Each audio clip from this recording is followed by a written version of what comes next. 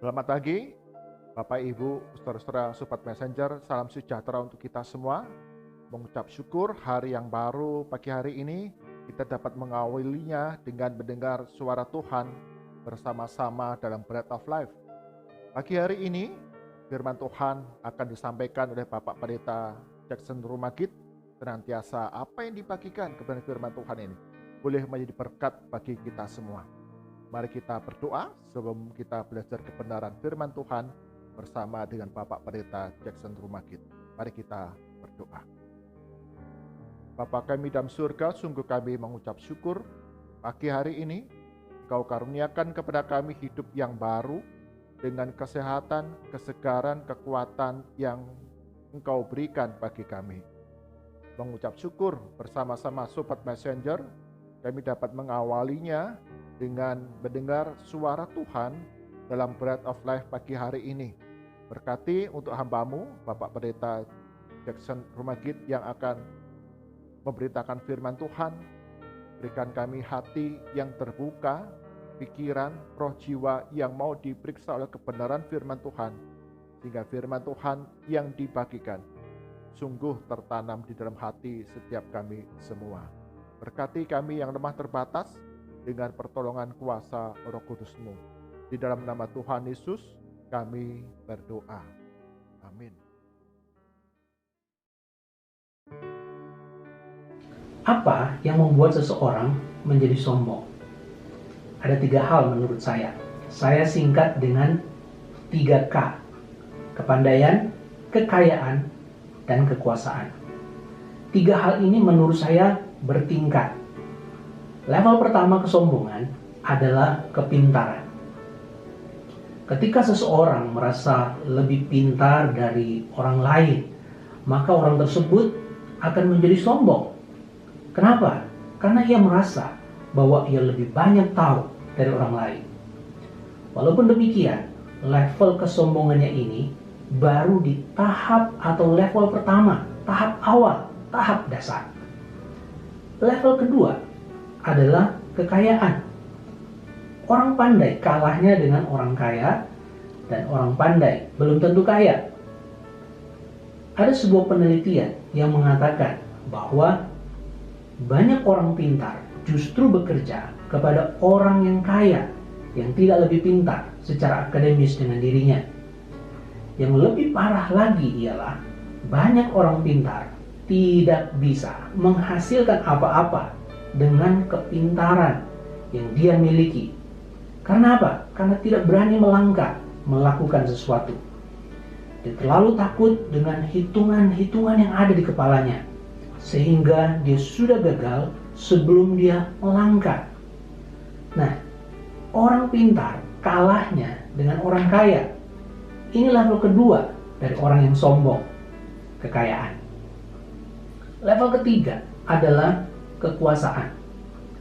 Orang pintar kalahnya dengan orang kaya, namun orang kaya kalahnya dengan orang yang berkuasa. Orang pintar belum tentu dia bisa kaya, dan orang kaya belum tentu dia bisa berkuasa. Tapi orang yang berkuasa, dia sangat bisa memakai dan menggunakan orang pintar dan juga orang kaya. Seseorang yang saya kira banyak orang mengetahuinya, dia adalah seorang pengusaha yang sebenarnya boleh dikatakan sudah cukup dengan kekayaan dan kepintaran yang dia punya. Satu kali ia tertarik dan kemudian terjun ke dunia politik yang sangat identik dengan kekuasaan, sampai kemudian dia menjadi penguasa atau menjadi pemimpin di salah satu daerah. Nah, suatu ketika ia ditanya, kenapa ia mau berkompetisi menjadi penguasa atau menjadi kepala daerah? Orangnya menjawab, dulu orang tuanya pernah memberitahukan kepada dia bahwa kalau hanya menjadi orang kaya, maka ia hanya bisa membantu segelintir orang atau rakyat yang susah.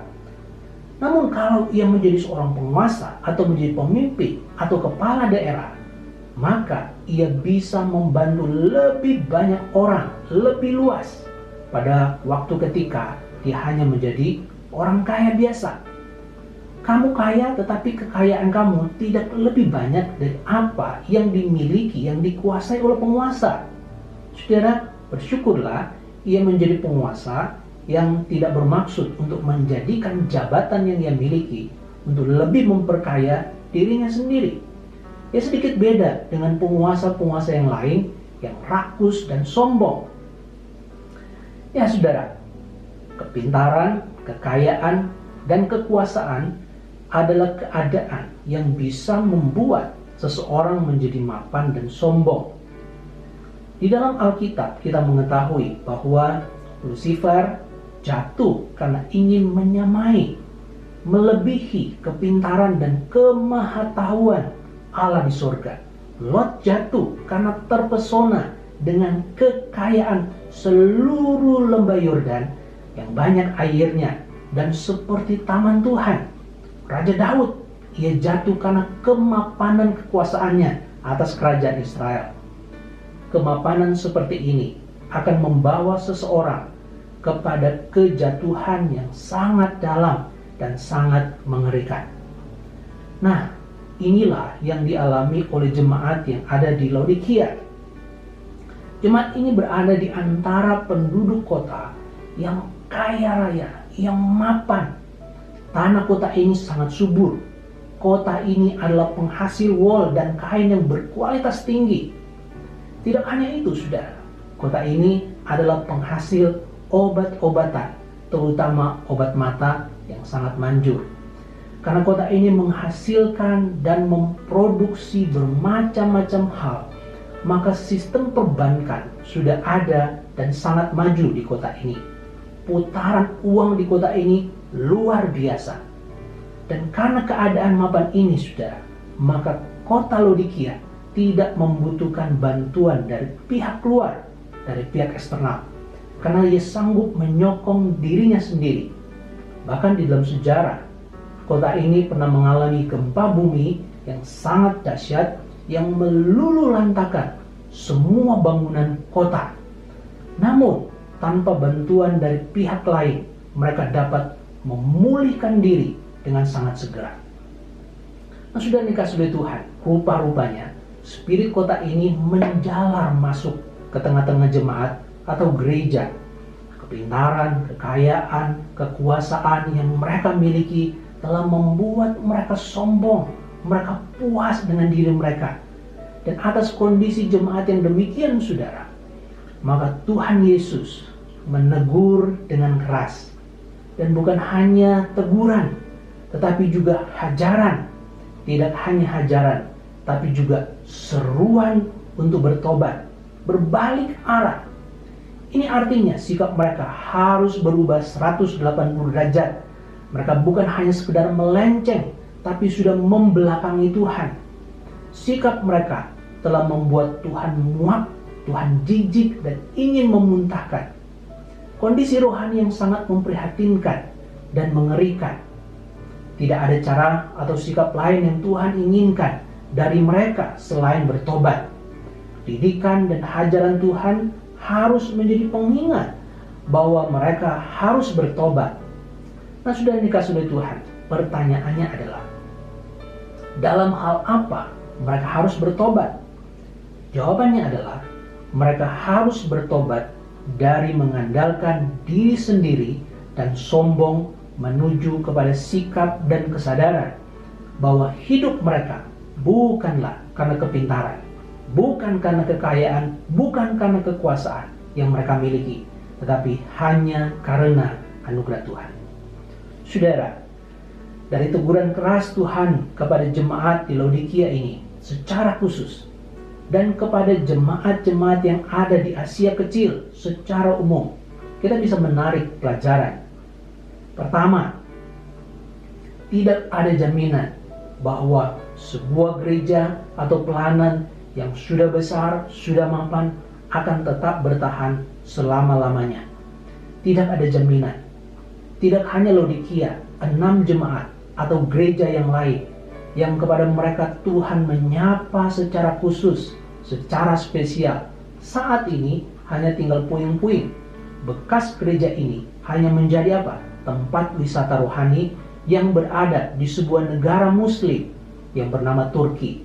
Sekali lagi, tidak ada jaminan bahwa yang kaya akan tetap kaya, yang mapan akan tetap mapan, yang besar akan tetap besar. Hal kedua yang kita pelajari, tidak berarti bahwa baik dalam penilaian dunia sama baiknya dengan penilaian Tuhan. Yang dianggap indah dan berhasil oleh dunia bisa jadi adalah sesuatu yang sangat menjijikkan, yang sangat memuakkan dan ingin dimuntahkan oleh Tuhan Yesus. Sungguh sangat mengerikan, saudara, keadaan seperti ini. Jika kita berada dalam kondisi ini, maka kita harus cepat-cepat menyadarinya. Hal ketiga, tidak berarti bahwa didikan dan hajaran Tuhan adalah tanda marah, benci dari Tuhan. Tapi sebaliknya, saudara, didikan dan hajaran Tuhan adalah panggilan sayang Tuhan kepada kita. Untuk apa? Untuk kembali bersandar kepada lengan dan anugerahnya. Saudara yang dikasihi oleh Tuhan, ada sebuah survei yang dilakukan sebuah universitas di luar negeri yang menyelidiki kebenaran sebuah aturan yang sangat dikenal tentang kekayaan dan kekuasaan. Aturan itu disebut aturan 80 berbanding 20. Secara sederhananya begini, aturan 80 berbanding 20 adalah 80% populasi penduduk hanya memiliki 20% dari total modal atau uang yang beredar. Sementara 20% populasi penduduk menguasai 80% dari total modal atau uang yang beredar. Misalnya begini, saudara. Ada 100 orang dengan 100 juta modal atau uang yang beredar. Maka 80 orang menguasai 20 juta dan 20 orang menguasai 80 juta modal atau uang yang beredar. Dan yang mengejutkan ialah 20% orang yang menguasai modal ini adalah bukan orang-orang yang paling berbakat. Survei ini menyimpulkan bahwa keberhasilan maksimal tidak pernah bertepatan dengan bakat maksimum dan sebaliknya. Dengan kata lain, bakat, kepandaian, atau keterampilan yang luar biasa tidak berbanding lurus atau sama dengan keberhasilan.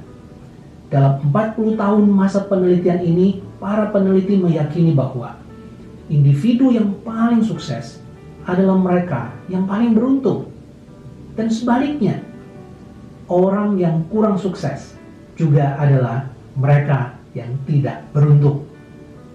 Nah, bagi saya, saudara, yang disebut keberuntungan adalah anugerah Tuhan. Tuhanlah yang membuat seseorang menjadi kaya dan sukses. Tuhanlah yang membuat gereja atau pelayanan menjadi maju dan dipakai oleh Tuhan menjadi berkat bagi banyak orang. Walaupun demikian, tentu saja kesuksesan tidak datang kepada mereka yang berpangku tangan. Kesuksesan atau anugerah Tuhan datang kepada mereka yang juga selalu bersiap menanti dan menerima anugerah Tuhan itu. Mereka adalah yang mau mengingat akan hajaran dan didikan Tuhan, serta yang mau bertobat tentu saja. Mereka adalah orang-orang yang selalu siap di muka pintu dan berjaga-jaga, sehingga ketika Tuhan mengetok pintu mereka dan mereka mendengar suara Tuhan, maka mereka membuka pintu hidupnya dan Tuhan segera memasukinya dan diam di dalam hidup mereka. Ya, itulah anugerah Tuhan. Hanya bersandar kepada anugerah dari Tuhanlah, maka kita bisa menyenangkan, memuaskan hati Tuhan. Datanglah, duduklah di dekatnya, bersandarlah kepada lengannya yang kuat. Dia pasti mengalirkan kekuatan, mengalirkan kasih-Nya kepada kita untuk menjalani hidup dan melayani Dia. Amin. Mari kita berdoa untuk merespon kebenaran firman Tuhan yang sudah disampaikan oleh hamba-Nya. Mari kita berdoa. Sungguh kami mengucap syukur untuk hamba-Mu, Bapak Pendeta Jackson Rumagit, yang sudah memberitakan firman Tuhan. Sungguh kami boleh diingatkan kembali, kami semata-mata hidup karena anugerah Tuhan yang terus dilimpahkan kepada kami setiap hari. Bukan karena kekuatan kami, bukan karena harta kekayaan kami, bukan karena kepandaian kami, sungguh semata-mata anugerah Tuhan yang nyata bekerja dalam kehidupan kami semua, Sobat Messenger ataupun setiap kami yang beribadah bersama pada pagi hari ini. Berkati kami semua ya Tuhan, untuk hidup dengan kuat kuasa daripada Yesus Kristus yang memberikan pertolongan kepada kami. Berkati segala usaha pekerjaan kami sepanjang hari ini. Engkau akan membuatnya berhasil, perjalanan-perjalanan yang kami tempuh. Engkau lindungi, jagai kami dari segala kecelakaan dan bagi setiap kami yang bergumul dalam kehidupan kami berbeban berat, Tuhan Yesus memberikan kelegaan, kekuatan kepada kami. Kami mengerjakan bagian kami dan Tuhan Yesus memberikan kelepasan. Bagi kami yang sakit, yang lemah tubuh, dalam nama Tuhan Yesus, Engkau akan sembuhkan, Engkau akan pulihkan, karuniakan kesehatan bagi kami semua. Kami berdoa ya Tuhan untuk rumah sakit, para tenaga medis yang terus bekerja keras di tengah pandemi, di mana pertambahan penderita COVID-19 bertambah cukup tinggi. Engkau berikan kekuatan, perlindungan, penyertaan, sehingga melalui pelayanan demi pelayanan yang dilakukan, ada kesembuhan yang boleh terjadi dan mereka dilindungi sehingga tidak terpapar oleh virus COVID-19. Bahkan ada kesehatan, hikmat, kekuatan dalam melayani setiap penderita COVID-19 ini. Kami berdoa ya Tuhan untuk pemerintah negara kami Indonesia di dalam usaha-usaha yang terus dilakukan untuk pengendalian penyebaran virus COVID-19, baik pemerintah pusat hingga daerah-daerah yang tentu berbeda kebijakan, tapi sungguh Tuhan Engkau memberikan pertolongan, semua dapat terkendali. Dan kami juga berdoa untuk setiap masyarakat di daerah kami masing-masing. Kami juga bertanggung jawab menjalankan protokol kesehatan dengan penuh disiplin, menjaga kesehatan kami, bahkan kami turut serta untuk mengingatkan, menasihati saudara, sahabat, kerabat kami untuk berhati-hati di tengah masa pandemi ini. Kami serahkan ya Tuhan untuk bangsa dan negara kami ini.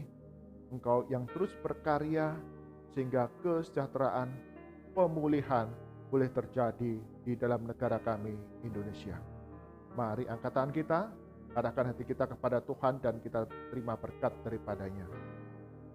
Kasih karunia dan damai sejahtera dari Tuhan kita Yesus Kristus, pemeliharaan yang sempurna dari Allah Bapa, serta persekutuan, penghiburan, kekuatan dari Roh Kudus senantiasa beserta dengan kita dari sekarang sampai selama-lamanya. Amin. Bapak, Ibu, Saudara, hidup kita hanya bersandar kepada anugerah Tuhan. Karena itu dalam segala perkara berserulah kepada Tuhan Yesus, Gembala kita yang hidup. Tuhan Yesus berkati kita semua. Amin.